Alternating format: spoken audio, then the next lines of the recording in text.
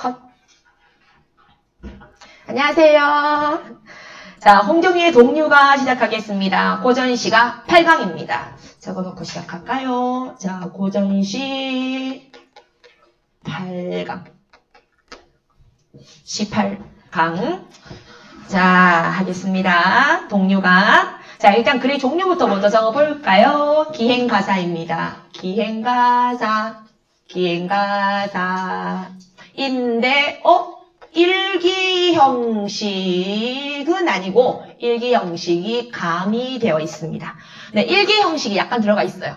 우리 왜 남신의주, 유동, 박시, 홍방 기억나시죠? 실전편에 있기 때문에 공부하셔야 됩니다. 자, 그런데 그 작품도 보면은 편집글의 형식이 있습니다. 이렇게 얘기하잖아요. 제목에. 그것처럼 발신인 주소가 딱딱딱 있는 것처럼 얘도 일기 형식이 가미돼 있어. 우리 일기하면 딱 떠오르는 게 뭐야? 행동도 맞지? 근데 행동으로 따지면 당연히 모든 기행문은 다 일기에 속한다고 볼 수 있어. 자, 그런데 일기하면은 날짜, 그리고 날씨가 나오잖아요. 맞죠?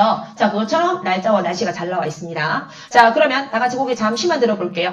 여러분들 아는 것만 한번 떠올려보세요. 자, 우리 대표적인 기행가사 하면 생각나는 게 뭐가 있을까요? 자, 여기 대구여고 친구랑 사동고 친구는 배웠던 겁니다. 1학년 때. 관동별곡 기억나시나요? 관동별곡. 자, 그래서 관동별곡이 뭐예요? 금강산에 여러 군데를 딱딱딱딱 다니면서 그곳에서 임금님을 그리워하고 백성들을 사랑하고 욕심을 버리고 신선되고 싶고 이런 거였었죠. 그래서 지금 요반에 보니까 대구여고랑 사동고 친구들이 좀 있는데 생각해보면 관동별곡 하면 딱 떠오르는 게 금강산 내용보다는 임금이 보고 싶어요. 백성을 사랑해요. 욕심 없어요. 이런 내용이 대부분이었었죠. 그죠? 자, 그래서 오케이. 아니면 일동 장류가 사신의 신분으로 일본을 여행했던 가사, 또 연행가 사신의 신분으로 청나라를 여행했던 거 가사 생각해보니까 다 거기 가가지고 문물을 보고서 어떻고 저떻고 나라 애국심을 드높이고 무시하고 오랑캐들을 무셔 이런 내용이었잖아요. 자, 그러면 대부분의 기행가사는 방금처럼 어떤 정서, 서정성이라든지 아니면 유교적 이념을 드러내요. 유교적 이념. 가만히 보면 지금 선생님이 이야기해 드렸던 기행가사 중에서 서민들이 쓴 건 없네요. 그러고 보니까 없네요. 하긴 서민들이 놀러갈 시간이 어디 있습니까? 밥 깔아야죠. 그죠? 몸 메고 밥 깔아야죠. 자, 이게 맞거든요. 그런데 왜 이렇게만 이상하게 적어놨을까? 이것보다 이 작품은 자, 더 큰 게 있기 때문입니다. 어이없게도 두 쪽 중에서 감정을 노출한 거는 한 줄밖에 없습니다. 자, 그럼 뭐 얘기할까요? 자연의 경치를 이야기합니다. 자연의 경치. 뭐야? 서경과 서정의 조화가 아니고 서경만 나와주고 있다. 그죠? 서정 없지? 자, 그 다음에 유교적 이념. 어이구, 그런 거 없습니다. 백성들의 삶의 어떤 모습들. 백성들의 삶과 모습과 주거지와 혹은 자, 그 지역의 풍속을 드러내요. 그 지역의 풍속. 자, 그러니까 딱 약간 감정보다는 어떤 전달들, 내용 전달들. 자, 자연 아름답습니다. 놀러간 정말 전형적인 기행문에 가깝다 이렇게 보면 돼요. 자, 그럼 어떤 내용인지 한번 보겠습니다. 합니다. 자, 아무래도 기행문이니까 여정, 견문, 감상이 있을 거예요. 그죠? 여정, 장소, 견문, 보고, 들은 것, 그리고 감상, 느낀 점. 자, 이렇게 세 가지가 이루어져 있을 겁니다. 근데 이 글에는 압도적으로 견문이 많아요. 그러니까 선생님이 체크 안 하는 건 다 견문이라고 생각해야 돼요. 견문은 보고 들은 거야. 그리고 여정은 장소, 간 장소. 감상은 아까도 말씀드렸지만 한 줄밖에 없다고 얘기했죠. 한 줄밖에. 자, 그 다음에 금강산 유람한 글입니다. 금강산은 여행한 겁니다. 자, 어떤 얘기인지 들어가 봅시다. 철원부터 이리 오면서 철원 벌써 여정이 제시돼 있네요. 여정. 철원은 여정. 철원부터 이리 오면서 이따 좀 살펴보니까 산수는 첩첩하고 인간은 드문데 자, 그럴 수밖에 없죠. 금강산 근처이기 때문에 산골이잖아요. 그죠? 산골이고 산촌이야. 그럼 산촌은 사람이 당연히 많이 없죠. 자갈밭이 단단해서 쌍겨리로 밭을 갈고서 자, 자갈밭이 단단하다. 그럴 수밖에 없다. 산에 있는 경작지잖아요. 그죠? 그러니까 산촌의 땅이기 때문에 당연히 척박하다는 겁니다. 자, 산촌 척박한 땅입니다. 땅이 되게 딱딱하고 이런 땅이겠지. 우리 육지처럼 이렇게 내륙처럼 아니면 강가처럼 비옥한 땅이면 복신복신했을 거 아니야. 당연히 단단했겠지? 자, 단단해서 쌍겨리로 밭을 갈고 쌍겨리는 소 2마리입니다. 2마리 소입니다. 2마리 소로 밭을 갈고서 어때요? 백성들의 삶이죠. 그죠? 백성들이 농사 짓고 있는 모습을 이야기했네요. 주막에는 기름이 없어서 그것도 얘는 너무 당연하다. 자, 이 산촌이기 때문에 금강산 근처이기 때문에 돼지 기름이 흔하겠습니까? 생선 기름이 흔하겠습니까? 그죠? 방어 이런 거가 있다면 그러면 생선 기름이 많을 거 아니야. 참치도 기름이 많고. 그런데 여기는 산골이야. 기름이 어딨어? 그리고 오히려 기름이 귀하지. 그러니까 이거를 가지고 등잔불을 뗄 수는 없고 관솔이란 말은 소나무 액이잖아. 송진 액 같은 거. 그겁니다. 소나무 액으로 소나무로 불을 밝혔는데 역시 또 백성들의 삶이죠. 산골 백성들의 삶의 모습이 잘 제시돼 있지. 아래에다가 방구석에다가 흙을 발라서 굴뚝처럼 만들어 놓고 됐나요? 약간 아궁이 같은 거다 맞지? 밑에 나옵니다. 아래에다가 아궁이를 내고 불을 빼앗듯 하는구나. 백성들의 집을 이야기했어요. 주거지예요. 백성 주거지. 갯버들을 베어다가 자 갯버들인데 버들가지라고 들어보셨습니까? 버드나무 할 때 그 버드나무처럼 실처럼 돼 있는 갯버들입니다. 갯버들을 베어다가 바자처럼 엮어짜서 얘들아 바자는 그냥 어려운 말이 아니야. 엮은 물건입니다. 엮은 겁니다. 그러니까 엮어서 이 말이야.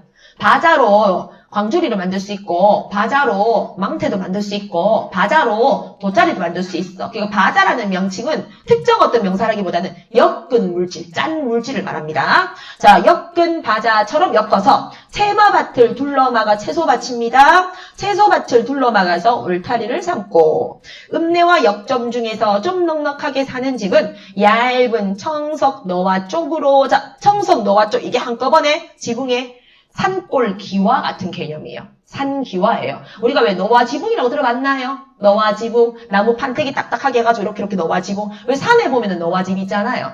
우리 농촌 같은 데는 초가집이죠. 왜냐하면 풀이 많으니까요. 그죠? 자, 계속 너와 지붕에다가 지붕을 이었는데 삐져나온 틈 속으로 하늘이 비칠 정도로는 허술한 지붕이네요. 지붕이 막 되게 좋고 이런 지붕은 아니고 자, 허술한 지붕이더라. 아주 깊은 두메 산골에 풍속이 수수해서 소박해서 역시 풍속까지도 얘기했네요. 수수해서 세간살이 집 꾸밈이 투박하고 힘들어 보이더라. 여기에 주관적 인식이 들어가 있네요.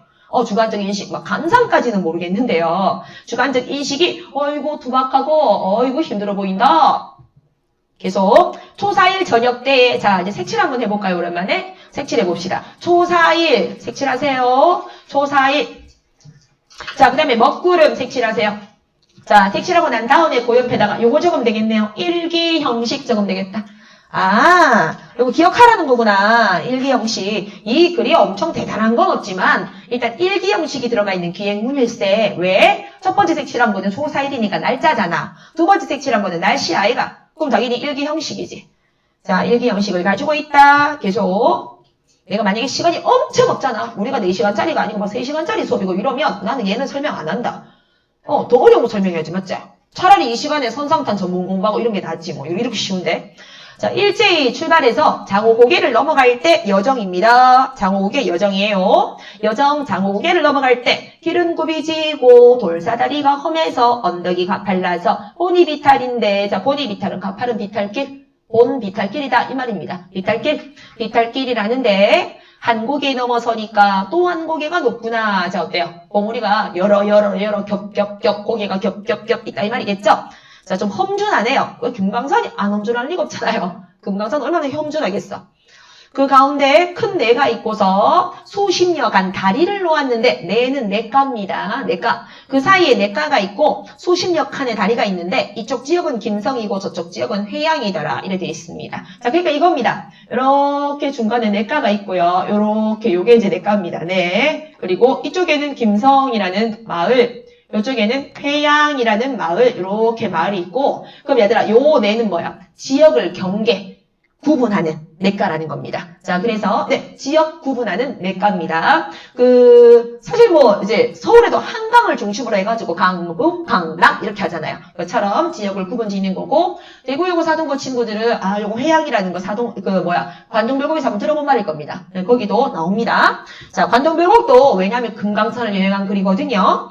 자, 계속 수십여 다리가 놓았는데 이쪽은 김성이라는 고을이고 저쪽은 회양이고 이거는 절대로 여정이 아니죠. 여정 아니잖아. 간대 아니잖아요.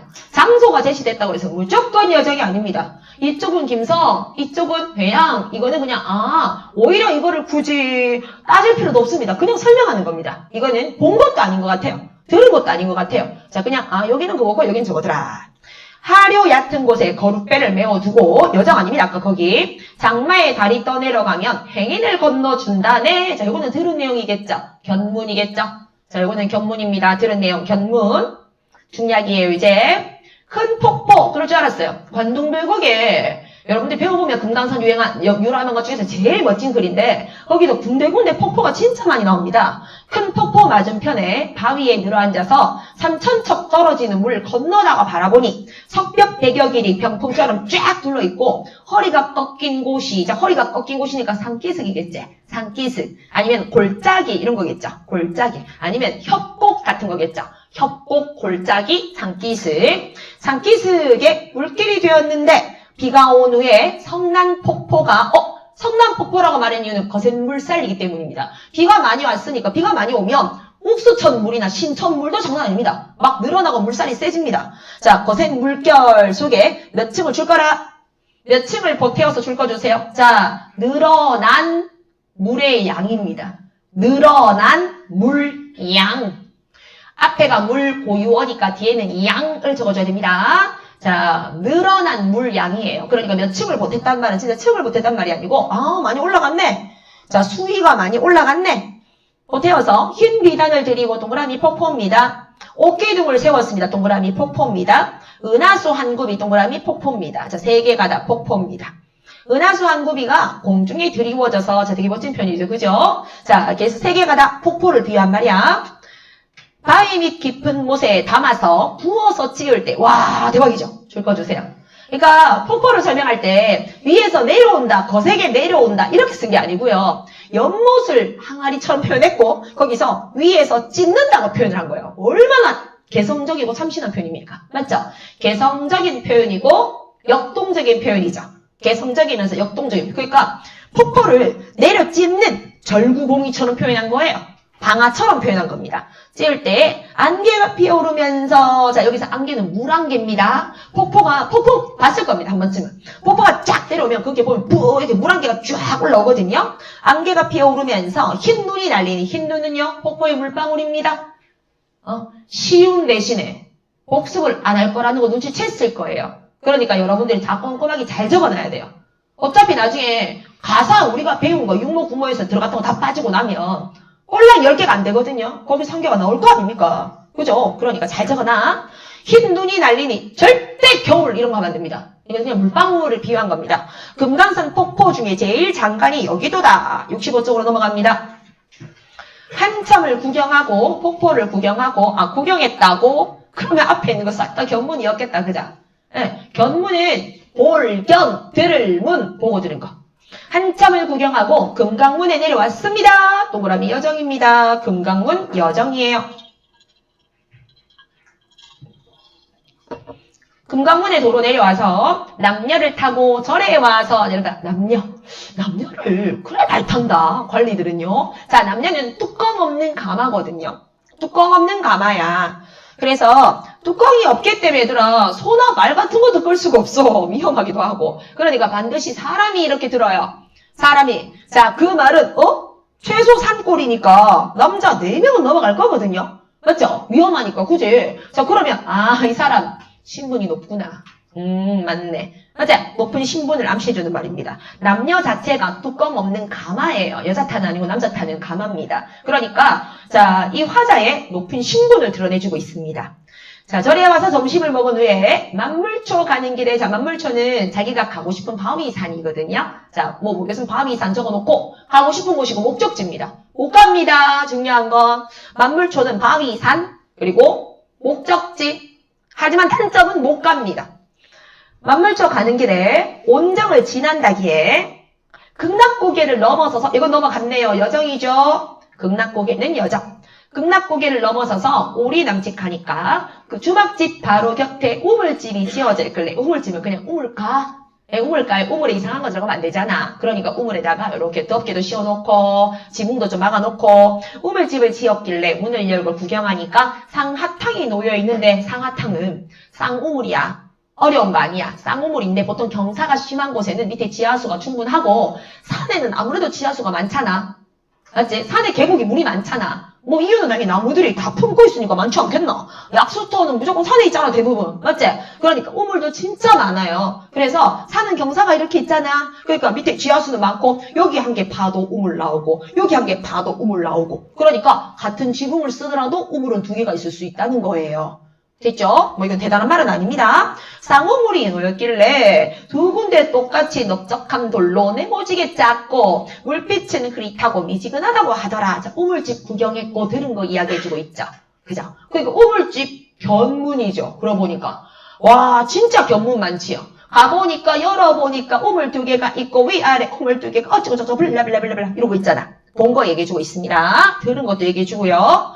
보슬비가 계속 내려서 주막에서 머물고 기상 상태가 조금 안 좋아지기 시작했죠. 그죠? 20일 조반 후에 날 흐리고 역시 이럴 줄 알았어. 다시 또 20일 날짜 20일에 조반 아침 식사 브런치 아침 식사 후에 날이 흐리고 안개가 덮었는 아까도 보슬비가 내린다고 했는데 이번에 날이 흐리고 안개가 덮인다고 해보니까 기상 상태가 악화되고 있죠. 기상 악화. 오늘 비 잠깐 온다던데. 오늘 비 잠깐 온단다. 우선 잘 챙겨 두고 다녀. 머리 다 빠진다. 오늘 비 온대요. 한 3시쯤인가? 비 온대요. 네, 요즘 맨날 아침에 일어나면은 날씨 보는 게 일이라 가지고. 네. 너희 때문에 그렇지 뭐. 다른 이유가 있겠어? 우리 친구들이 또 비를 맞으면 얼굴도 못생겼는데 머리까지 빠지면 어떡하겠노 싶어가지고. 너희 걱정 때문에 그렇지 말고 뭐 다른 것 때문이겠어? 너희 걱정. 또 부산에 있는 고3들 걱정. 저번 주에는 어제는 수원의 애들 걱정 이런 거 있죠. 항상 그런 걱정을 합니다. 아이고 고척 근처는 별로 걱정을 안 해요. 네, 거기는 뭐 알아서 잘하겠죠. 자 계속 보겠습니다. 20일 조반 후에 날이 흐리고 안개가 덮였는데 만물초를 구경하려고 아까 얘기했대. 만물초 밤이산 구경하려고 준비하고 내려가니까 지로승과 주막 주인이 붙들고 말리기를 자 큰 땀 열어주세요. 큰 따옴표 열어줍니다. 지금부터 말입니다. 지로승과 주막 주인의 말입니다. 자, 지로승 and 주막 주인 said 만물초 가는 길은 왕복 70리입니다. 맑은 날에도 구름이 끼면 못 보는데 자, 그만큼 어떻다? 일단은 왕복 70리라고 봤을 때 되게 멀다 이 말이죠. 그죠? 멀어요. 자, 그리고 맑은 날에도 구름이 잘 낀다. 구름이 발로 끼기 때문에 잘 볼 수가 없는 곳이에요. 그죠? 자, 그 상태에서 하물며 비 오는 날은 지척도 군간을 못하니 미끄러운 돌사다리를 천신 말고 올라가서 산밑만 겨우 본다면 자, 왜 산밑만 겨우 봐? 비 때문에 산밑만 겨우 본다면 분하지 않겠습니까? 큰 따옴표 닫아주세요. 자, 만물초 가는 거를 어떻게 뭐 하고 있어요? 뭐 지지하고 있어요? 아니면 만류하고 있어요? 만류하고 있죠. 왜? 가봤자 못 볼 겁니다. 비가 계속 내리고 미끄러워서 못 봅니다. 들어보니까 그럴듯하고 일행들도 옳다고 여겨서 복내산에 다시 올 약속을 복내산이 뭐지? 복내산이 금강산에? 어떻게 알죠? 도건이 왜 알지? 금강산의 여름 이름입니다. 금강산이라는 이름은 사계절이 너무 다른 산처럼 달라서 그리고 너무 변화무쌍해서 봄에 금강산은 금강산이고요. 여름이 복내산이고요. 가을이 풍악산. 요 상식으로 좀 알아두세요. 네, 몸만 어른이 되면 안 되니까 네, 가을에 금강산은 풍악산이라고 하고 겨울에 금강산은 개골산이라고 합니다. 그러니까 그만큼 산 이름이 다 다양해요. 뜻도 다 있고 자, 복내산의 금강산입니다. 금강산에 다시 올 약속을 만물초에 남겨두고 자, 이 말이 무슨 말이죠? 만물초 보러 다시 금강산 올게요. 이 말이죠. 만물초 보러 올게. 행장을 다시 차려서 여행 장비를 다시 차려서 총석으로 향할 때 총석정이라고 있습니다. 아마 암기력 좋은 대구여고 사동고 아니면 작년 공부하신 친구들은 알 거예요. 주상절리기둥으로 돼 있는 그런 거예요. 총석정으로 향할 때 금강산 내, 금강산 외, 내금강, 외금강을 이곳에서 빠이빠이 작별하니까 12,000봉우리가 눈앞에 뚜렷하다. 진짜 보인다는 거 아니죠? 견문 아니죠? 견문 아니죠? 이건 감상이죠? 아쉽다 이 말입니다. 아쉽다, 생생하다 였습니다. 자, 67쪽 넘어가도록 할게요. 자, 어떻게 동료가 쉽죠? 그죠? 네.